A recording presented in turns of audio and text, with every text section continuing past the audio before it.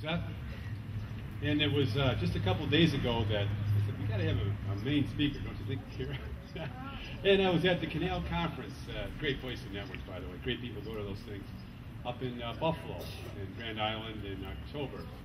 And that's where I ran into Ruth on a canal cruise, on going through the Lockport locks. And like Lyons, Lockport is one of the Main Street participants.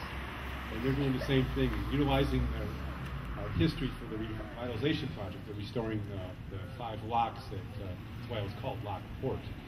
And we talked while we were going through these locks, and we got talking about the Underground Railroad.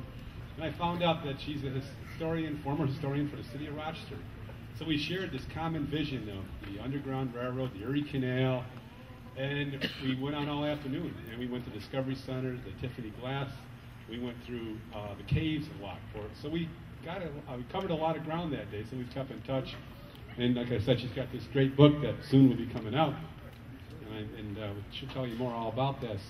So without further ado, I'd like to bring up a person that's got a lot of great ideas for restoring history to our youth in New York State. Ruth Rosenberg Naparsteck.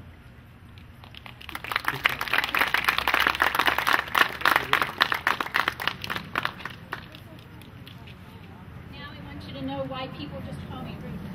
Okay. He almost took my talk away. I never use notes. I don't like to use notes because I see people falling asleep when I start reading them, and besides I start to get a little off track because I get very enthusiastic about what I'm talking about. Mark said we had a conversation about the Underground Railroad, and that's true. That is one of the subjects that I am very enthusiastic about, not because it's history, but because I draw so much energy from it. Harriet Tubman lived right in this area. She passed through this area using the canal just as many people in the historic period did. She would have given much of her energy to this area. Frederick Douglass is another one of the great speakers that we had in this area. He lived in Rochester for most of his life. He's buried in Rochester now. So those are some of the people that I draw energy from. And you don't know how fortunate you are to live in a canal town. Because today in New York State, the Erie Canal is one of the fastest growing and largest attractions for tourism, which is a growing industry in New York State. And you have here what looks like, right out of an H.O. scale architecture. It looks just like something that I would have had when I was a kid, when I used to play with trains, and you have that right here in your town. So hopefully when you look at your town, you see its potential, and with your energy and with working with the various generations that I see here, with the energy, the creativity, all of that, drawing across the Erie Canal. You live in a town in the only Erie Canal in the entire world, in the entire universe as well. When the Erie Canal was first built, and you know, it passed the legislature by one single vote, and those of you from SOTUS whose history includes the War of 1812 might know that following the War of 1812, when they were voting in the legislature for the Erie Canal construction, many of the legislators were afraid that this war would go again, and they wanted to put their money into protecting New York State in this area. But when one voter in the legislature said, so is it my vote goes for war preparation or for the Erie Canal? And he said, then I vote for the canal. And very fortunate for New York State that he did, because that has brought so much to Western New York. It tied together the East and West. It brought out so many raw materials to the East and opened up great markets. But even more than that, it brought ideas, it brought people, it gave us a great transportation for immigrants, which also brought new skills and new ideas.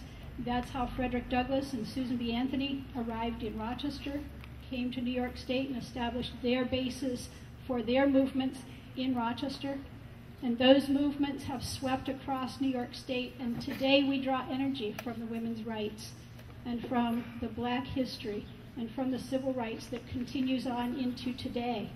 When I study the Underground Railroad, I am not studying that from an antiquarian sort of old-style museum. I am studying it for the energy, for the tie that I can get and what I can bring forward to today. And all of you have that opportunity. In the 19th century, it would not be unusual for somebody to be walking along the towpath of the Erie Canal. Maybe they couldn't afford to hop a ride on the canal or the very inexpensive passage along the canal. So it wouldn't be unusual to be going along the canal path, going from one town to the other. And 15 miles was about the limit for the mules and the horses, and so every 15 miles they would be changing. And if you look at the distances between towns, you will see that they are 7 to 15 miles apart, and that is historically where that comes from. And so I happened to be going along that same towpath when I met Mark. And it was great because we happened to be going the same way. And the Erie Canal is good too, because unless you don't know when the sun's coming up it's east and when it's going down it's west, you can't get lost on the canal. I can, because when they modernized it, they canalized some of the rivers, and so some of those take little side trips, so I could really get lost. But Mark knows where he's going.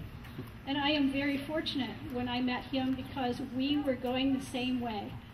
After I left the city historian's office in Rochester, after almost a quarter of a century, and after about 30 years of having been municipal historians and having written so many local history books, I made it my mission to go along the entire Erie Canal, using that as the Erie Canal corridor, as my market. I call it a market, but it's actually my mission. 80% of the people in New York State, outside of New York City, live within 20 miles of the Erie Canal. So you can't miss the people if you focus on that corridor. It was my mission to make sure that at least the fourth graders, for whom local history in New York State is the focus, at least they would understand their history and recognize where they come from and on whose shoulders they stand and who they can draw energy from. And they'll stop looking at history as something that's old, something that happened a long time ago, something that doesn't have any connection to them. And they will be able to draw that energy and use their energy to be able to continue, and to let them know too that they are a part of history. Every single day they are creating history, so they become a part of that. And in a way it's one of those choose your own ending stories. And so after I left the city historian's office, I founded Herons Bend Productions. I named Herons Bend after my cottage in Clyde on the Clyde River. And one of the first productions is the reprint of Peter Spear's classic children's book called The Erie Canal. And as Mark mentioned, Peter has given me permission to use one or more of the images within his book to put murals up in Rochester or along the canal. I think it would be wonderful if we could energize the people and take these children's books and let children know what happened in their towns, and to spark their interest and say, how do I fit in? And you have that happening right here in Lyons, and I've just heard from the speakers talking about how they connect and how they, if they close their eyes and think about it, they can hear different sounds like the trolleys. They can see different things. They can remember friends who walked these streets. They can remember when the streets were different. So can you imagine Frederick Douglass being here to give a talk? Can you imagine an Underground Railroad meeting?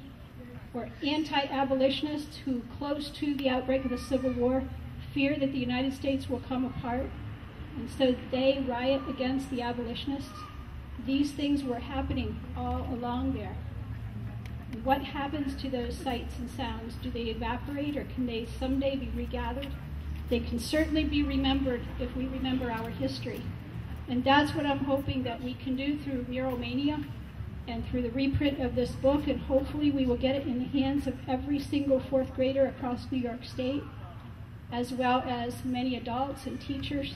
And I hope that Herons Bend can participate in as many teacher workshops, community groups, and organizations as I possibly can.